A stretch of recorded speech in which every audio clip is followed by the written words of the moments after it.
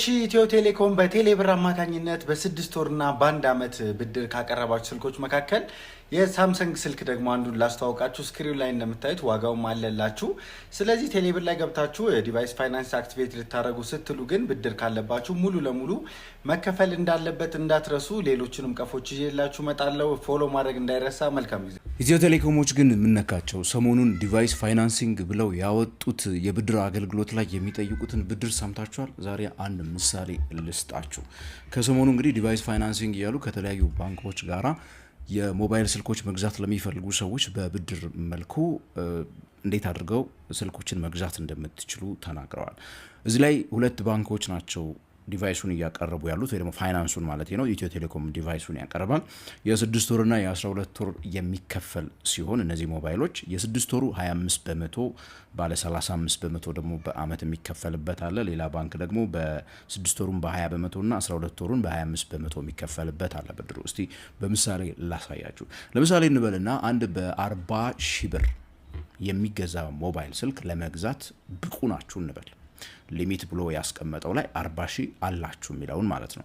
ያ ካላችሁ እንግዲህ 20 በመቶውን ቅድሚያ ክፍያ ራሳችሁ እንድትከፍሉ ይጠበቅባችኋል። የ40 ሺህ ብር ደግሞ ቅድሚያ ክፍያው 8 ሺህ ብር ነው ማለት ነው። ስልኩ 40 ሺህ ብር ከሆነ ያንን 8 ሺህ ብር ስትከፍሉ 32 ሺህ ብሩ ነው ማለት ነው ብድር የሚያበድሯችሁ። የዛን 25 በመቶ ነው ቅድም እንዳልኳችሁ ሜቢ አንደኛው ወለድ ምጣኔው ፋሲሊቴሽን ፊ ነው የሚለው ወለድ በሉት ዞሮ ያ ማለት ራሱ 8000 ብር ሌላ ማለት ነው። ስለዚህ በ6 ወር ውስጥ መልሳችሁ በምትከፍሉበት ሰዓት 40 ሺህ ብር መልሳችሁ እንድትከፍሉ ትጠየቃላችሁ ማለት ነው። ይሄ በነገራችን ላይ አመታዊ ስታደርጉት ወደ 50 በመቶ አካባቢ ነው የሚመጣው ማለት ነው ወለዱ። ከዛ ደግሞ በ35% በአመት መልሳችሁ የምትከፍሉ ከሆነ ደግሞ እንደዚሁ 32 ሺህ ብሩ ቅድም ያልኩት ማለት ነው ቅድሚያ ክፍያውን ከከፈላችሁ በኋላ 20 በመቶዋን 11200 ብር ነው 35% የዚህ የ32000 ብሩን በመታሰሉበት ሰዓት ያ ማለት በአመቱ መጨረሻ 43200 ብር መክፈል ይኖርባችኋል ማለት ነው። 32000 ብር ለከፈላችሁበት ስልካችሁ በጠቅላላ 8000 ብር የከፈላችኋት ስላለች የ40000 ብሯን ስልክ ያው በ50 ምናምን ሺህ ብር አካባቢ ነው የምትገዟት ማለት ነው። በአጠቃላይ ስትመለከቱት እንግዲህ ከ35 እስከ 50 በመቶ የ6 ወሩ ወደ 50 በመቶ አካባቢ ወለዳለው አመታዊ፣ የአመቱ ደግሞ 35 በመቶ አካባቢ ወለዳለው። ይሄ በጣም ከፍተኛ የሆነ የወለድ ምጣኔ ነው። አገሪቷ ውስጥ የምታውቋቸው አብዛኛዎቹ ሁሉም ባንኮች ማለት በሚችሉበት ደረጃ በአማካይ አስቀምጥ ብትሉኝ የሚያበድሩበት የብድር ወለድ ምጣኔ ከ12 እስከ 22 ነው የሚደርሰው። 22 በጣም ትልቁ ለዚያውም በዚህ አመት የመጣው ነው። ማይክሮ ፋይናንሶች ጋር እንኳን ብትሄዱ በ30 በመቶ የሚያበድሯቸው ማይክሮ ፋይናንሶች እንዳሉ ሰምተናል። በ18 ምናምንም የሚያበድሩ እንዳለ አውቃለሁ።